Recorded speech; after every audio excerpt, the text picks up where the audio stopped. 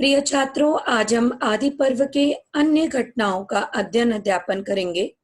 सर्वप्रथम आप सभी से मेरे कुछ प्रश्न हैं। सभी छात्र कॉपी में इन प्रश्नों के उत्तर पूर्व ज्ञान आधारित घटनाओं के आधार पर लिखेंगे।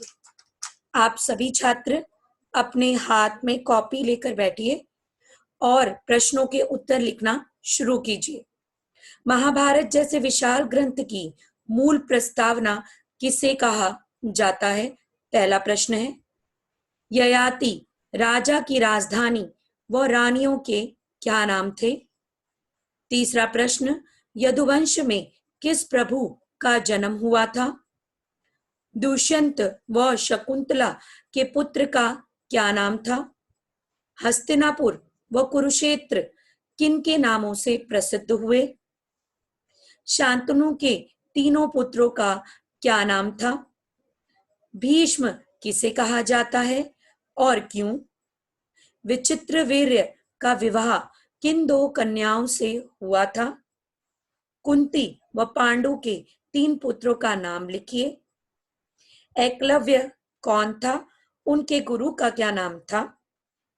अर्जुन व एकलव्य किस विद्या में निपुण थे? उम्मीद है आप सभी इन प्रश्नों को याद कर कर लिखेंगे। अगर आपको याद हैं सभी प्रश्नों के उत्तर तो आप अभी कॉपी में उत्तर लिखिए। आइए आगे का अध्ययन करते हैं। हस्तिनापुर में विद्या प्रदर्शन, शस्त्र संचालन का प्रदर्शन। हस्तिनापुर में विद्या प्रदर्शन होना, पांडवों और हस्तिनापुर में विद्या प्रदर्शन, शस्त्र संचालन का प्रदर्शन, कर्ण की चुनौती, राजा द्रुपद से प्रतिशोध लेना, लाक्षागृह दाह, हिडिंबा का वध, बकासुर संहार, द्रौपदी स्वयंवर। आज हम इन सभी घटनाओं पर जोर देंगे और इन सभी घटनाओं का अध्ययन अध्यापन करेंगे। सर्वप्रथम हस्तिनापुर में विद्या प्रदर्शन। पितामह भीष्म के कहने पर गुरु द्रोण ने राजकुमारों को शस्त्र संचालन का आयोजन किया। संपूर्ण हस्तिनापुर की प्रजा अपने प्रिय राजकुमारों की निपुणता को देखने के लिए एकत्रित हुई। भीष्म, कुंती, धृतराष्ट्र, गांधारी, विदुर, हस्तिनापुर के सभी श्रेष्ठ जन उपस्थित थे। सभी राजकुमारों ने श्रेष्ठ विद्या का प्रदर्शन किया। भीम और दुर्योधन दोनों ने असाधारण गदा युद्ध दिखाया। दोनों एक दूसरे के बराबर योद्धा थे, पर अंत में दुर्योधन के ईर्ष्या युक्त ताकतवर वार देखते हुए गुरु द्रोण ने युद्ध विराम का संकेत दिया। दोनों तब भी भिड़ते रहे तो अश्वत्थामा ने मध्यस्थी करी। मध्य में आकर दोनों का युद्ध रोका और दोनों को अलग कर दिया। शस्त्र संचालन का प्रदर्शन वही है। एक दिन पितामह भीष्म ने गुरु द्रोण से सलाह करके शस्त्र संचालन के प्रदर्शन की व्यवस्था की। उसमें सभी बड़े बुजुर्ग सभी उपस्थित थे, सभी योद्धा उपस्थित थे और विदुर ने धृतराष्ट्र को प्रदर्शन का वृतांत सुनाना शुरू किया। भीम और दुर्योधन ने गदा युद्ध का कौशल दिखाया। दोनों जब गदा युद्ध में रुक नहीं रहे थे तब अश्वत्थामा ने मध्य में आकर दोनों को रोकने की कोशिश की। आइए आगे जानते हैं क्या हुआ। कर्ण की चुनौती। अब कर्ण की चुनौती देना किसे? अर्जुन को। कर्ण और अर्जुन दोनों धनुर्विद्या में प्रांगण थे, कुशल थे। अर्जुन की धनुर्विद्या की प्रशंसा सभी कर रहे थे। इसी समय कर्ण आगे आया तथा अपनी कला दिखाने की इच्छा व्यक्त की, पर सभी को पता था सिर्फ राजकुमारों को ही अपनी कला प्रदर्शित करने का हक था, सूत पुत्र को हक नहीं था। कर्ण ने कहा कि मैं अर्जुन से द्वंद्व युद्ध करना चाहता हूँ, आमने सामने युद्ध करना चाहता हूँ, पर कृपाचार्य ने उसे सूत पुत्र कहकर द्वंद्व युद्ध की बात काट दी, क्योंकि राजकुमार से द्वंद्व युद्ध करने का अधिकार सिर्फ राजकुमारों को ही है। इस पर दुर्योधन ने कर्ण को किस देश का राजा घोषित कर दिया? अंग देश का राजा घोषित किया और उसे भी सूत पुत्र से उठाकर ऊंचे पद पर घोषित कर दिया। सभा भवन में ही उसका राज तिलक कर दिया। अर्जुन ने कर्ण से कहा कि कर्ण, तुम वीर हो, पर तुम यह मत समझो कि वीरता का वरदान केवल तुम्हें ही मिला है। संध्या हो चली थी। संध्या का मतलब शाम हो चली थी। इसीलिए पितामह भीष्म ने प्रदर्शन को बंद करने का आदेश दे दिया। शाम के वक्त कोई भी युद्ध नहीं लड़ा जाता है। अर्जुन की गर्वोक्ति कर्ण के मन में चोट बनकर रह गई। अर्जुन ने क्या कहा था कर्ण को? कर्ण, तुम वीर हो, पर तुम यह मत समझो कि वीरता का वरदान केवल तुम्हें ही मिला है।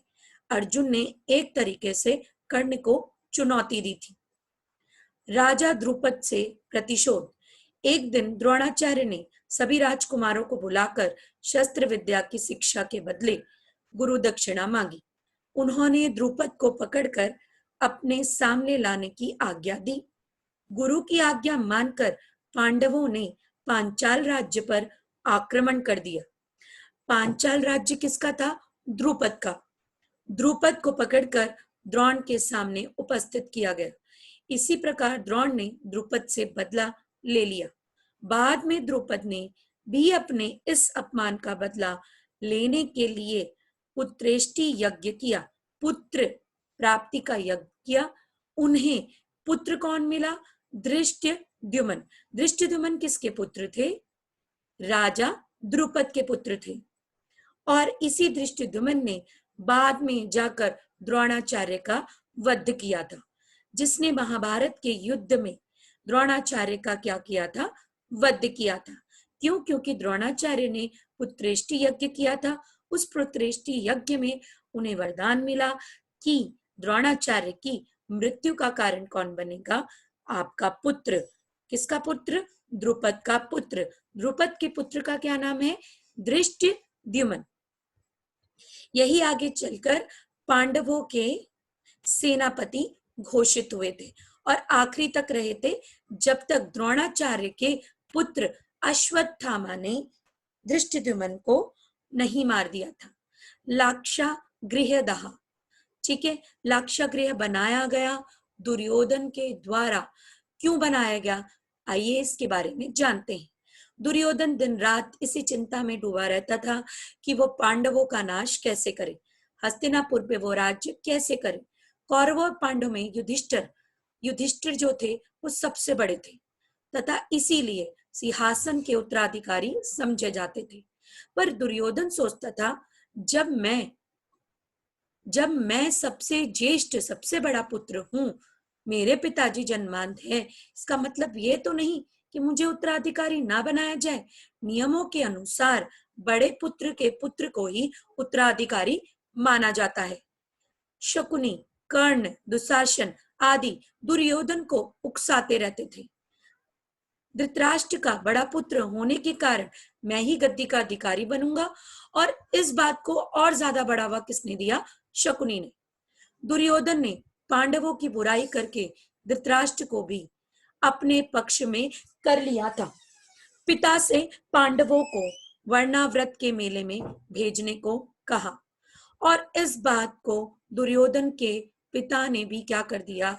हाँ कह दिया। धृतराष्ट्र की आज्ञा से पांडव वर्णाव्रत चले गए। उनके जाते समय विदुर ने युधिष्ठिर को सावधान कर दिया तथा अगले संदेश की प्रतीक्षा करने को कहा। एक दिन अर्जुन राजभवन के द्वार पर बैठे थे, तभी एक ब्राह्मण रोता हुआ आया और उसने बताया कि चोर उसकी गाय क्या है, चुरा लगे। ये जो वृत्तांत है ये आपका क्या है? बाद में आएगा, जब अर्जुन ने क्या किया था? वनवास में गए थे, वनवास को धारण किया था। युधिष्ठिर को सावधान कर दिया तथा अगले संदेश की क्या करने लगे? प्रतीक्षा करने लगे। अब ये अगले संदेश था क्या? दुर्योधन ने पुरोचन नाम के एक मंत्री से मिलकर वर्णाव्रत में लाख के एक महल में पांडवों को जलाकर मार डालने की योजना बना ली थी। ये लाख होता क्या है? लाख आप सबने देखा होगा, लाल रंग का टुकड़ा सा होता है लाख, ठीक है। ये मोम की तरह दिखाई देता है, अगर आग पकड़ जाए तो जल्दी क्या है, पिघलने लग जाता है। आप सब देखते हैं जब गवर्नमेंट क्या करती है, किसी भी दुकान को या किसी भी चीज को सील करती है, तो लाख से, लाल रंग के लाख से ठप्पा लगाती है, वहां पर सील कर देती है उस चीज को। लाख का वह महल ऐसा बनवाया गया था जो आग के स्पर्श से ही पूरी तरह जल उठे। पर दुर्योधन की यह योजना क्या है, सफल नहीं हुई। जैसे ही पांडव वर्णावृत में बने लाख महल में जाने को तैयार हुए, विदुर ने उन्हें एक संदेश भेजकर दुर्योधन की सारी योजना से सावधान कर दिया। एक कारीगर ने महल से बाहर निकलने के लिए सुरंग बना दी। पांडव महल के भीतर नहीं, उस सुरंग में सोया करते थे, जिससे कि महल में आग लगने पर जल्दी से वो क्या हो सके, वहां सुरंग से बाहर जा सके। कृष्ण चतुर्दशी के दिन युधिष्ठिर को पुरोचन के रंग ढंग से एहसास हो गया कि महल में आज रात को ही आग लगाई जाएगी। युधिष्ठिर ने अपने भाइयों को सचेत कर दिया, मतलब पूरी जगह सूचना फैला दी भाइयों पे। पांडवों ने उस दिन यज्ञ किया था, जिसमें नगरवासियों के साथ एक भीलनी, भील क्या है, प्रजाति है, ने भी अपने पांचों पुत्रों के साथ भोजन किया था। भोजन के बाद भीलनी उसी महल में सो गई और दुर्योधन को क्या लगा, वहां पर पांडव सो रहे। पुरोचन को भी यही लगा। पुरोचन ने उस महल के कमरे में आग लगा दी और भीलनी और भीलनी के पुत्र मारे गए, और कुंती के संग उसके पुत्र क्या है, उस सुरंग से बाहर निकल। और चारों तरफ सुबह सुबह यह संदेश फैला दिया गया कि पांडव क्या है, मारे गए। अब आइए, जब पांडव मारे नहीं गए थे, उस सुरंग से जंगल की तरफ बढ़े, तो उनके साथ क्या हुआ, हिडिंब का वध होना, हिडिंब राक्षस का सामना करना। गंगा पार करके पांडव दक्षिण दक्षिण दक्षिण किसे कहा जाता है, आपके साउथ की तरफ बढ़े। घने जंगल में पहुंच गए। थकान और भूख प्यास से सभी का बुरा हाल था। भीम सबको एक वट वृक्ष के नीचे बैठाकर, जिसकी जड़ें निकली रहती हैं और बहुत विशाल होता है, उस पेड़ के नीचे बैठाकर पानी की तलाश में इधर उधर देखने लगा। उसने एक पेड़ पे देखा कि पक्षी है। उसे आभास हो गया कहीं ना कहीं क्या है, जलाशय है, जल का आश्रय तालाब है, जहां उन्होंने अपनी प्यास बुझाई तथा स्नान किया। वे माता और भाइयों के लिए भी पानी लाए। थकान होने के कारण वे सब सो गए थे। उस जलाशय के पास हिडिंब नाम का एक भयंकर राक्षस रहता था। उसकी बहन कौन थी, हिडिंबा का भी उसी के साथ रहती थी। जैसे ही राक्षस को मानव गंध, मनुष्य की सुगंध आती थी, गंदी स्मेल सी आती थी, उसने अपनी बहन को उन्हें मारकर मांस लाने को भेजा। पर हिडिंबा भीम को देखकर मोहित हो गई। भीम बड़े ही सुंदर दिखाई देते थे, बलशाली थे, और वो बहुत ही प्रभावित हुई और उसने बताया कि मेरा भाई आप सभी को सोते हुए मार देगा और मुझे मारने के लिए आप लोगों के लिए समक्ष भेजा है। यदि मेरा भाई यहाँ आ गया तो वह सबको मार डालेगा। वो बड़ा क्रूर और बलवान है। भीम ने कहा कि मुझे तुम्हारे भाई से कोई भय नहीं। तभी वहां हिडिंबा आ गया। जब उसने अपनी बहन को सुंदर युवती के रूप में भीम से बात करते हुए देखा, तो वह अत्यंत क्रोधित हो गया। पहले तो वो हिडिंबा को मारने दौड़ा। इसी से क्रोधित होकर भीम ने उसे बचाया और भयंकर तरीके से हिडिंब को क्या कर दिया, पटक दिया, और उसकी मृत्यु वहीं हो गई। शोर सुनकर पांडव और माता कुंती भी जाग गए। भीम ने हिडिंब को पटक दिया तथा उसके प्राण निकाल दिए। माता कुंती ने युधिष्ठिर की सलाह पर भीम को हिडिंबा से विवाह करने की अनुमति दे दी। समय पर उसे एक पुत्र प्राप्त हुआ, जिसका नाम रखा गया था घटोत्कच। वह बहुत पराक्रमी योद्धा हुआ। जब भीम अपनी माता भाइयों के साथ उस वन को छोड़कर आगे जाने की तैयारी करने लगे, तो घटोत्कच ने भीम से कहा, पिताजी, जब भी जरूरत हो मुझे याद कर लीजिएगा, मैं आपकी सेवा में उपस्थित हो जाऊंगा। आइए आगे जानते हैं फिर क्या हुआ। जब भीम और सब आगे बढ़े, वन मार्ग पे चलते चलते एक दिन पांडवों की भेंट महर्षि व्यास से हुई। महर्षि व्यास ने पांडवों को ढांढस बंधाया, हौसला बढ़ाया। उन्हीं की सलाह पर पांडव ब्रह्मचारियों का वेश धारण कर एका चक्रा नामक नगरी में एक ब्राह्मण के घर में रहने लगे। पांचों भाई भिक्षा मान कर लाते। ठीक है, सबसे भिक्षा, जगह जगह घरों में जाते, भिक्षा मांगते और अपना पेट भरते। एक दिन भीम घर पर रह गए, तभी कुंती ने अपने आश्रयदाता ब्राह्मण के घर रोने की आवाज सुनी।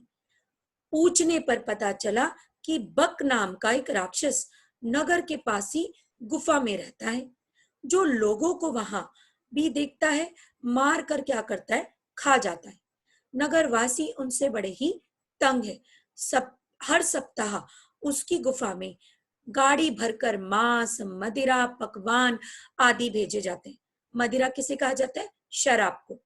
तथा गाड़ीवान भी उसी खुराक में शामिल होगा।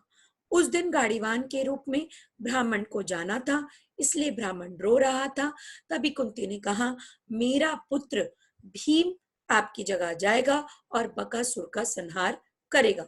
भीम भोजन तथा पकवान से भरी गाड़ी लेकर राक्षस की गुफा तक पहुंचे। उसने उससे अपनी पेट पूजा कर दी। बकासुर ने गुफा से देखा कि एक विशाल शरीर वाला मनुष्य उसके भोजन को खा रहा है। वह भीम से भिड़ गया। भीम ने उसे लात घूंसे मारकर जान से मार डाला तथा उसकी लाश को नगर द्वार ले गया। नगरवासी क्या रहने लगे, बड़े ही खुश हो गए और खुशी खुशी अपना जीवन व्यतीत करने लगे। ये राक्षस कौन था? बक नामक राक्षस था। और पांडव और ये सब कहाँ रुके थे? एक चक्रा नामक नगरी में ब्राह्मण के वहां पर द्रौपदी स्वयंवर। एका चक्रा नगरी में रहते हुए पांडवों ने पंचाल देश के राजा यज्ञसेन की पुत्री द्रौपदी के स्वयंवर का समाचार सुना। तभी वहां व्यास भी आ गए। उनकी सलाह माता कुंती को साथ लेकर पांडव स्वयंवर देखने चल पड़े। रास्ते में पांडवों को धौम्य ऋषि मिले। पांडवों ने उन्हें अपना पुरोहित बना लिया, साथ में चलने वाला पुरोहित बना लिया, जो उनका संचालन करेंगे। पांचाल राज्य पहुंचकर माता की सलाह से राजधानी के निकट एक कुम्हार के घर में टिक गए। स्वयंवर के दिन राजधानी को सजाया गया था। देश देश के राजा वहां पर भाग ले रहे थे। हस्तिनापुर से कर्ण, दुर्योधन, दुशासन भी आए थे। स्वयंवर भूमि के मध्य भाग में आकाश में एक मछली स्थिर थी, लटक रही थी। उसके नीचे एक चक्र बराबर घूम रहा था। नीचे पानी में मछली की परछाई को देखकर जो उसकी आंख भेद सके, वही द्रौपदी से क्या करेगा? विवाह करेगा। आगे के घटनाओं का वर्णन हम कल पढ़ेंगे। उम्मीद है सभी छात्र ईआरपी में आई हुई वर्कशीट या पुनरावृत्ति को अपने लू शीट में ध्यान पूर्वक करेंगे और जितनी भी घटनाओं को अभी मैंने आप लोगों को समझाया है, उसका अध्ययन अध्यापन आप जरूर करेंगे, ताकि आपको घटनाओं को ध्यान पूर्वक आप क्या कर सके, याद कर सके। धन्यवाद।